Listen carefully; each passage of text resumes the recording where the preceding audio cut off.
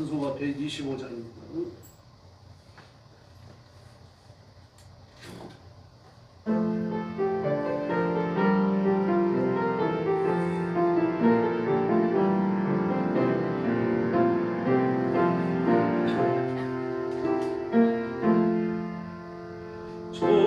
천사들의 노래가 하늘에서 들리니 산과 들이 기뻐서 메아리 쳐불려라.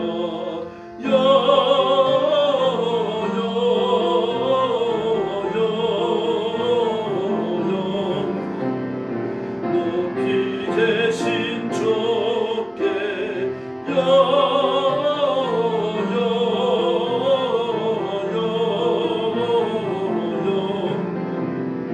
높이 계신 주님께 한밤중에 목자들 양떼들을 지킬 때 아름다운 노래가 청아하게 들린다.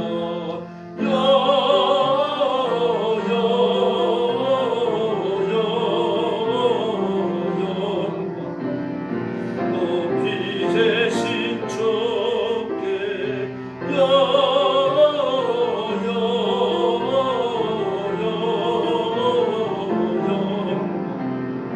높이 계신 주님.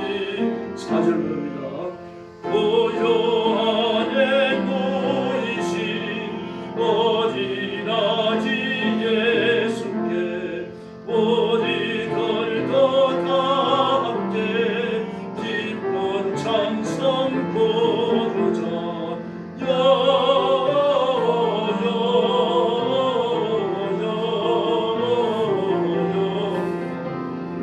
높이 계신 주께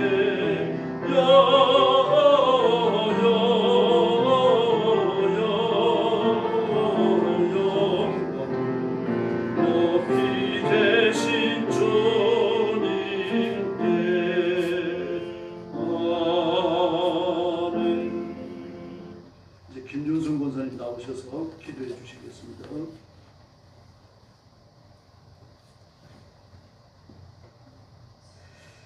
할렐루야. 이 땅에 예수 그리스도를 보내신 예수 하나님께 찬양과 경배를 올려드립니다.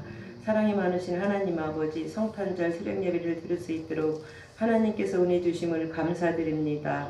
하나님을 떠나 죽음, 저주와 하나님의 절망 가운데 살았던 우리에게 새 희망과 소망을 주시려고 이 땅에 하나님 아버지 예수 그리스도를 보내신 주님의 참 사랑을 감사드리며 하나님의 그 빛이 우리의 삶 속에 하나님 아버지 늘 녹아날 수 있도록 하나님께서 함께하여 주시옵소서.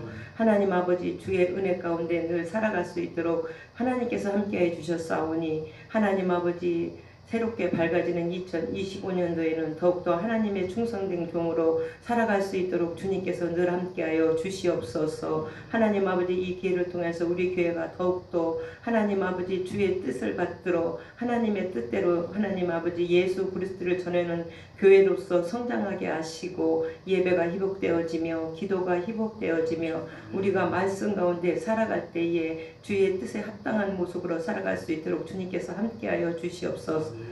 사랑이 많으신 하나님 아버지, 이 한 시간도 귀한 사자님 단위에 세우셔서 하나님께서 우리에게 능력의 말씀을 전하실진데 주님께서 온전히 함께하여 주시옵소서. 하나님께서 그 말씀을 받고 우리가 살아갈 때에 하나님의 뜻에 합당한 대로 살아갈 수 있도록 주님께서 함께하여 주시옵소서.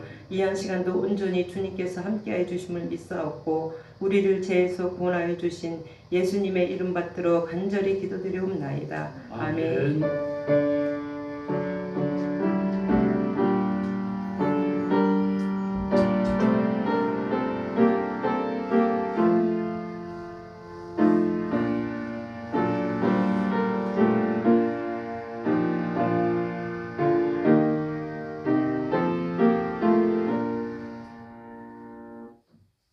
하나님 말씀 봉독하겠습니다. 신약성경 마태복음 1장 17절부터 25절까지입니다. 마태복음 1장 17절부터 25절까지 한 절씩 교도하겠습니다.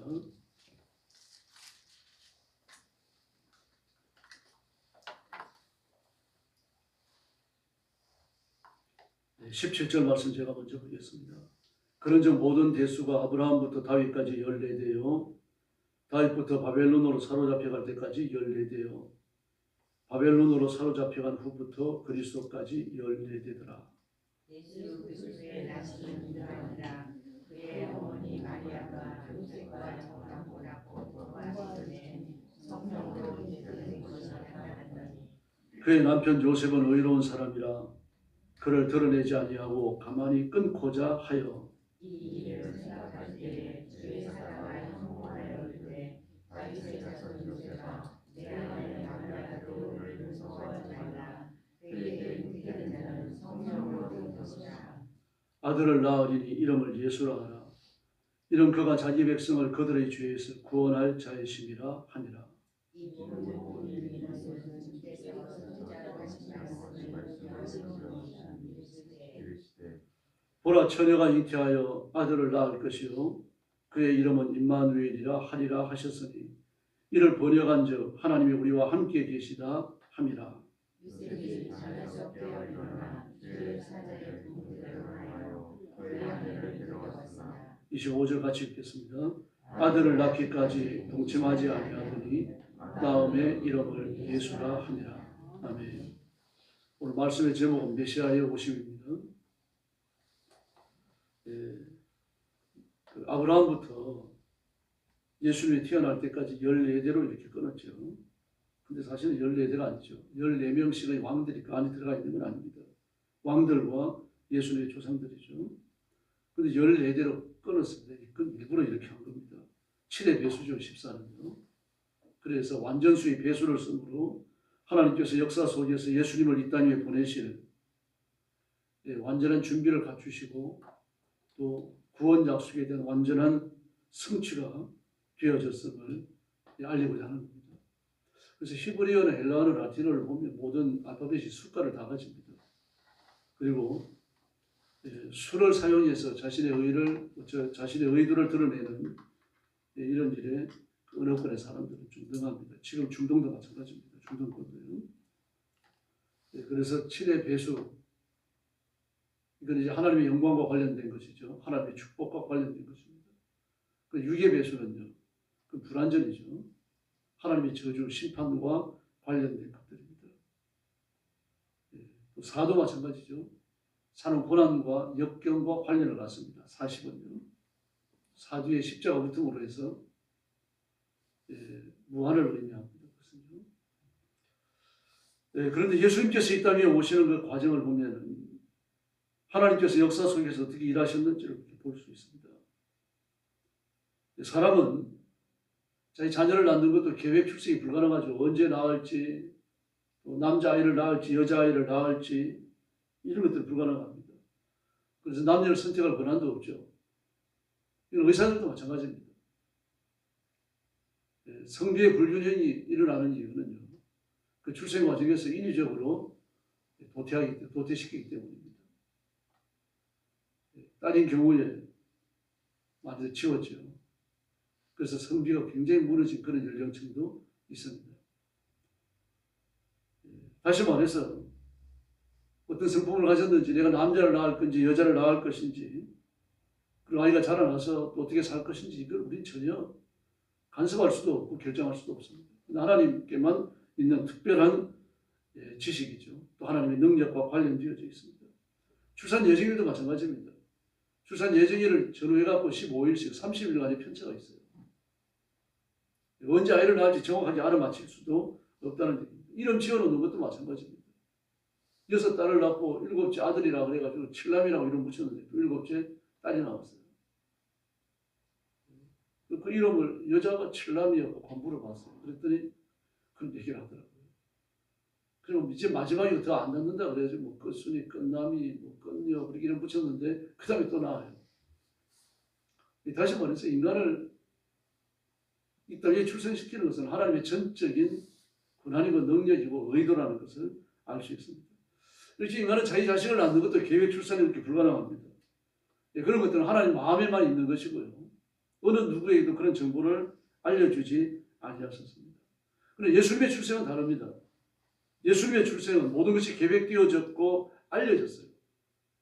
그냥 계획만 낸 것이 아니라 책에 기록돼 가지고 온 세상에 알려졌습니다. 그리고 예수님이 이 땅에 오시는 그때는 하나님이 정하시는데 가장 적합한 역사의 때를 가려가지고 하나님이 보내신 것입니다. 그래서 갈라디아서를 보면 때가 되매라고 그러죠. 때가 되매. 그 독생자를 그 율법 아래 낳게 하셨다. 여자에게서 낳게 나으시는데 율법 아래 낳게 하셨다. 율법의 권한 아래 오셨다. 율법의 통제를 받으시는 그 상황에서 사셔야 했다는 이야기입니다. 율법을 주신 분이니까 율법의 주인이시잖아요. 그래서 스스로 율법을 지킬 필요는 없는 거죠.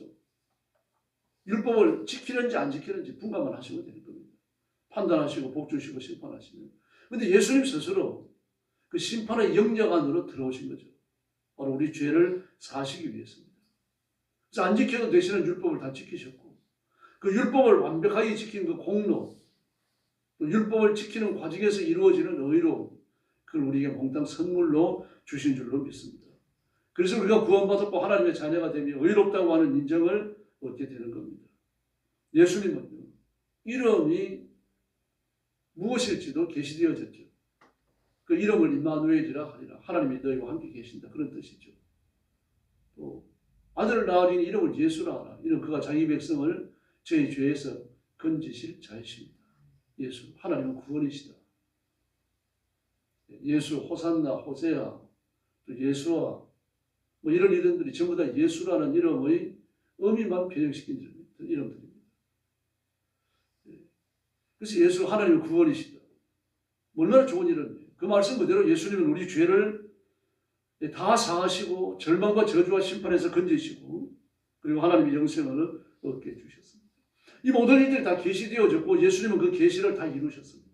심지어 예수님이 지상에서 어떤 삶을 사시고 어떤 척박한 상황에 내몰리실 것인지 그리고 마침내 배신을 통하여 십자가에 죽으실 것까지 다 예언이 되어졌습니다. 그와 함께 초에 떡을 짚는 자가 예수님을 팔 것이 예언되어졌죠. 발꿈치를 들었다. 가장 측근의 사람입니다. 예수님께서 그 가룟 유다를 향하여서 너는 차라리 나지 않음이 나았거나 했다. 뭐 저도 한때는 그런 생각을 했습니다만 가룟 유다가 지옥에 갔다라고 판단하는 것은 좀 심한 것이 아닐까. 지금도 그런 말 하는 사람들이 있습니다. 그러나 가룟 유다는 천국이 없어요. 예수님이 저주하셨잖아요. 차라리 나지 않음이 나았을 것이다. 그런 사람이 천국에 있을 리 없죠. 그 죽음의 그 처참한 과정들, 하나님께 버림받았음을 보여주는 겁니다. 그래서 유대인들은 겉으로 드러나는 모습이 어떠냐 이걸 가지고서 많은 판단을 했습니다. 그래서 불치의 병들, 저는 장애 말입니다. 또 아주 흉측스러운 질병들, 이런 질병을 갖고 있으면 하나님 나라에 못 갈 사람으로 인정을 하고 성전에도 못 들어오게 했던 겁니다. 하나님 완전하신데 불완전한 모습을 갖게 되기 때문이죠. 그런데 예수님께서 그런 처참한 모습을 겪으십니다. 가룟 유다는 처참한 모습으로 살다가 처참하게 죽어서 처참하게 버려지시죠. 그는 자신의 죄 때문이에요. 그러나 예수님께서 처참한 모습이 되신 이유는 자신의 죄 때문이 아니죠. 우리 죄를 사하시기 위해서 죄인이 받으시는 죄 정한 자가 받는 모든 고역과 곤약을 다 당하시고 마침내 하나님께 버림을 받으십니다. 그러나 로마서 1장을 보면 뭐라고 합니까? 하나님께서 그를 심판, 죽음 가운데 두실 수가 없기 때문에 그를 살려내셨다라고 말하죠. 부활이 성령님의 권능, 예수님의 그 순수하심에서 발현되어진 그 결실인 것을 이야기하는 겁니다. 이런 것들이 전부 다 예언되어져 있습니다. 우리가 읽은 본문도요, 예수님의 출생에 관하여서 역사적인 계시의 성취 과정이 어떻게 성취되었는지를 보여주고 있습니다. 또 어떤 준비가 필요했는지를 보여주고 있죠. 예수님이 이 땅 위에 오시고자 하나님께서 계획하시고 이 모든 일들을 실천해 가시는 그 과정 하나하나의 마귀가 시험을 합니다. 그리고 예수님이 이 땅에 오실 수 없도록 메시아가 이 땅에 나실 수 없도록 방해를 했죠. 그 반역 속에서 출생하시고 반역을 이기고 사역을 하시고 그리고 반역 속에서 또 죽으십니다. 그래서 인류 역사의 벽두부터 시작해가지고 마귀의 반역 공작이 시작되는 겁니다. 아벨이 죽습니다. 예수님은 아벨을 통하여 오셔야 되는 거죠. 그 여자의 한시, 가인이 아니라 아벨이었던 거죠. 그러나 하나님께서 아벨이 죽고 나니까 아벨 대신 셋을 주셨다라고 말합니다. 가인은 마귀의 종이었죠. 마귀는 가인을 자기 수족처럼 부려가지고 아벨을 죽음으로 몰아넣고 메시아가 이 땅에 오는 길을 원천적으로 봉쇄하려고 했던 겁니다. 그러나 하나님께서는 아벨 대신에 셋을 주셔서 믿음의 승계가 지속적으로 이루어지게 하십니다. 그래서 사람이 막 800살, 900살 살면서 엄청난 자녀를 낳습니다. 단기간에 인류가 많이 번성을 해요. 그러면서 무섭게 타락을 합니다. 문명이 통째로 타락합니다. 사회가 타락하고요. 하나님께서 인류를 살려두실 수 없겠다라고 작정하실 정도로 그들이 무섭게 타락을 해요. 먹고 마시고 사고 팔고 시집가고 장가가고 보면 단순해 보입니다. 단순한 게 아니죠. 그 속에 타락상이 다 들어있습니다. 그 얼마나 심각한 타락이 이루어졌는가 하면 종말론적 타락과 비교될 만큼 그 시대에 무서운 타락이 이루어졌고 그리고 하나님께서 심판해 버리시는 겁니다. 노아의 가족만 살려두십니다. 그래서 노아를 통하여 이 땅에 오시는 거죠. 예수님께서. 이런 식으로 이 땅 위에 예수님이 오실 수 없는, 메시아가 오실 수 없는, 구세주가 오실 수 없는 그런 마귀가 아주 적극적이고 간악하고 교활한 계교가 계속됩니다. 그리고 메시아 왕국이 소멸되죠. 북왕국 이스라엘은 아수르에 사로잡혀가서 없어져 버리죠. 남왕국 유다는요. 바벨론의 포로로 잡혀갔다가 70년 후에 수행 생활을 마치고 돌아옵니다만 그러나 단 한 번도 왕국을 이루지 못해요. 왕이 없는 겁니다. 그러니까요. 더구나 예레미야 22장을 보면요. 메시아 가문이 저주를 받습니다. 고리아 왕들. 너는 내 손에 인장반지라고 할지라도 너를 빼어서 원수에 던져버리겠다. 내 자손 중에서 아무도 내 위를 이을 자가 나타나지 않는다. 너를 이어서 왕위에 앉을 자가 아무도 없다는 이야기죠. 다시 말해서 내 가문을 통해서 왕이 안 태어난다는 이야기입니다. 메시아가 이 땅에 오실 수 없는 거죠. 저주받은 가문이 되는 겁니다. 저주받은 왕권을 통해서 예수님이 오실 수가 없죠. 오시면 저주받은 왕으로 오셔야 되는 거죠. 그러면 메시아가 되실 수가 없는 거예요. 그런데 주님께서는 그 모든 저주를 피하셔서 마리아의 몸을 통하여 이 땅에 오시고 그리고 요셉의 호적의 등재가 되십니다. 그래서 예수님이 이 땅에 오시고 그리고 마귀의 모든 방해를 이겨내시면서 사역을 감당하십니다. 예수님이 죽음에 얼마나 많이 내몰리십니까? 성령 받고 메시아의 첫 발을 내딛기 위하여서 나사렛 회당에 오셔서 설교하시는 그날 죽음의 위협이 시작되잖아요. 예수를 끌고 동네 밖에 있는 낭떠러리를 가서 떨어뜨려 죽이려고 했습니다. 이 사람들이 어떻게 그 포악한 마음을 일순간 모든 사람이 다 가질 수 있을까요? 더구나 예수님은 나쁜 짓을 하셨으니까 병자를 고치고 은혜 받도록 설교하신 것밖에 없잖아요. 근데 예수님의 설교가 옛날하고 달랐어요. 나사렛 회당에서 처음 설교하신 거 아니잖아요. 그 강력한 권세가 있는 성령 충만한 말씀을 받으면서 은혜 받고 아멘 하면 해야죠. 제가 요셉의 아들이 아니냐. 목수 주제에 랍비가 되려고 하는구나. 그래가지고 예수를 끌고 와서 죽이려고. 마귀가 얼마나 강하게 역사했는지 알 수 있겠죠. 그 나사렛 회당에 참여해서 예배하는 모든 사람들을 일순간에 감화해버린 겁니다. 하나님의 구원이 이렇게 절묘합니다. 구원 계획도 하나님이 세우셨고 그리고 혼자 다 이루셨어요. 구원 계획을 이루어 가실 때 역사적 변수까지를 전부 고려하십니다. 구원 준비도 하나님이 다 하셨습니다. 누구의 도움도 필요치 않으셨어요. 왕권이 타락해서 인간의 모든 소망이 다 떨어졌어요. 바벨론 포로 이후로요. 이스라엘 백성은 다시는 왕권을 회복하지 못하잖아요. 더구나 하나님의 저주를 받고 주 70년 예루살렘 전투 때요. 완전히 망해버립니다. 그리고 온 세계에 흩어져서 집시민족으로 살아가죠. 지금도 유대인들은 온 세계에 흩어져 있습니다. 1945년도 팔레스틴에 그 이스라엘을 세운 이후에 돌아간 사람들은 가난한 유대인들밖에 없습니다. 아프리카에 있는 유대인들, 러시아에 살던 유대인들 이들이 돌아갔어요. 유럽이라든지 북미 지역에서 자신의 재산을 가지고 떵떵거리며 살아가는 사람 아무도 안 돌아갔습니다. 얼마나 가난했던지요. 고국으로 돌아갈 돈이 없었어요. 그래가지고 비행기를 보내가지고 데려옵니다.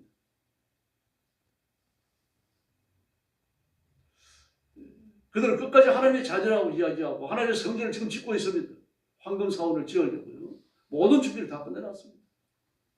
그 사원이 지어지고 나면은 이제 제크리스가 추대할 준비가 갖추어졌다고 봐야 되겠죠.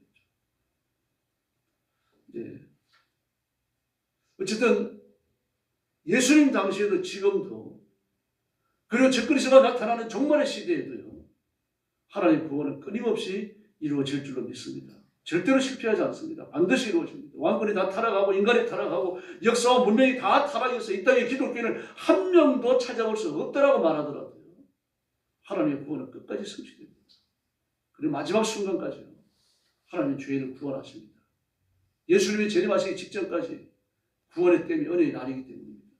그래서 예수님이 재림하시고 나면 천사의 나팔이 불려지고 하나님의 호련이 있고 천사의 호련이 있고 나팔이 불려지고 예수님이 구름 타고 이 땅에 재림하시면 그때는 끝납니다. 구원의 문은 그때 닫힙니다. 많은 사람이 구원받느냐 적은 사람이 구원받느냐 그 차이가 있을 뿐입니다. 막 우리 어릴 때 어땠습니까? 막 중고등학교 다니고 청년 시절에요. 회개의 역사가 강력했잖아요. 십자가만 꽂으면 사람들이 모였습니다. 신기했어요, 저도.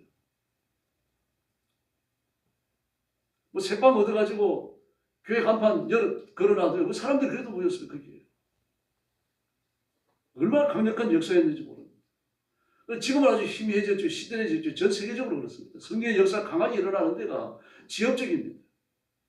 아프리카 어느 지역, 남미, 브라질 어느 지역, 아르헨티나 어느 지역 그렇습니다. 그러나 주님은 하나님께서 구원하기로 선택한 백성은 반드시 건지실 줄로 믿습니다. 이렇게 예수님께서 이 땅에 오시는 그 과정은 아주 지난했습니다. 그러나 하나님의 계획 또한 집요했죠. 그리고 어떤 방향도 다 극복하셨고 그리고 우리가 구원받은 겁니다. 그러므로 저와 여러분의 구원은 반드시 잘못되지 않습니다. 이루어집니다. 성취되고 천국에 가고요. 하나님이 불변하시는 것처럼 저와 여러분의 구원도 불변한 줄로 믿습니다. 내가 좀 부족해갖고 죄짓고 넘어지더라도 그런 나를 안 버리셔요. 좀 천성적으로 해픈 사람이 있습니다. 그런 사람은 죄 짓는 것도 별 양심의 가치를 안 받아요. 그런 사람이라고 하더라도 버리지 않으십니다. 하나님께서. 좀 욕심이 많아가지고 헌금하는 것도 인색하게 하고 남도 잘 도와주지 않고 말입니다. 자기가 죄만 부리려고 애를 쓰더라도 그런 것 갖고 하나님 지옥에 안 보내십니다. 성질이 나빠가지고 가끔 화를 내기도 하고 좀 교환하기도 하고 말이죠. 사역을 좀 이용해 먹기도 하고 그러더라도 하나님 그를 지옥 보내지 않으십니다. 좀 덜 예쁜 짓을 하고 덜 거룩해 보이고 어디 가서 욕먹고 다니고 좀 평화받는 그런 사람이라고 하더라도요. 하나님 그를 포기하지 않으십니다. 그러니까 마음껏 죄를 짓자. 이건 잘못된 거죠. 그러니까 결심하고 깨끗하게 살아야 할 줄로 믿습니다. 성탄절은 예수님 안에서 우리의 구원을 확인하는 날이고 우리의 구원을 완성하신 예수님께 영광을 돌리는 날입니다. 그래서 우리는 예수님을 자랑하고 십자가에 죽으신 예수님을 전파하고 다시 오시는 재림의 예수님을 준비해야 할 줄로 믿습니다. 그래서 우리가 사실은 성탄 캐럴은 성탄절 전후만 불러서는 안 되고 1년 내내 불러야 됩니다. 예수님이 오신 것을 기뻐하고 감사하고 찬양하는 게 성탄 캐럴 아닙니까? 부활 찬송도 마찬가지입니다. 그래서 우리 부활 찬송을 좀 많이 그래도 좀 부르는 편입니다만 이 성탄 캐럴은 성탄절에 집약되죠. 다른 날 부르면 좀 뻘쭘하기도 하고요. 교회 분위기가 그렇게 되어 있습니다. 그래서 앞으로 우리가 예수님만 바라보며 살고 하나님만 바라보며 삽시다. 예수님 안에서 우리 구원이 완성됐고 예수님의 재림으로 우리의 구원이 또 한 번 완성됩니다. 이 믿음으로 성탄의 기쁨을 누리시고 감사하시고 성탄의 기쁨과 감격을 선포하고 찬양하는 성도들이 되기를 예수님의 이름으로 축원합니다. 자비로우신 아버지 하나님 감사합니다. 예수님이 어떤 과정을 통하여 이 땅에 오셨고 우리가 그 복을 누림으로 하나님의 자녀가 되고 죄 용서의 복을 받았다는 사실을 깨닫고 우리가 받은 구원에 응답하는 삶을 살게 하여 주시옵소서. 하나님의 사랑에 감사하며 살게 하시고 하나님의 축복 앞에 기뻐하며 살도록 역사해 주시옵소서. 우리 마음의 불편함과 불안함과 혼란스러움이 없게 해주시고 그 마음이 있다면 하나님이 걷어내 주시고 하나님을 향하는 온전함과 완전함과 경건함으로 충만케 하여 주시옵소서. 이 시대를 부끄럽게 하는 일꾼으로 우리 성도들을 사용해 주시고 그리스도의 기쁜 이 예수님이 이 땅에 오심으로 이루어진 성탄의 기쁨과 감사와 충만함을 온 세상에 선포하고 자랑하는 귀한 종들이 되게 하여 주시옵소서. 자비하신 하나님 아버지, 오늘 난 11시에 성탄 감사 예배를 또 드립니다.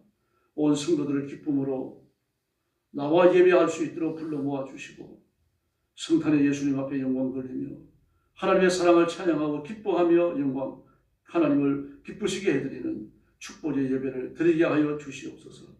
자비하신 하나님, 오늘 어떤 성도들을 하나님의 가슴에 품으시고 큰 복으로 충만케 하여 주시기를 원하오며 예수님의 이름으로 간절히 기도 올려옵나이다. 아멘. 축도하겠습니다.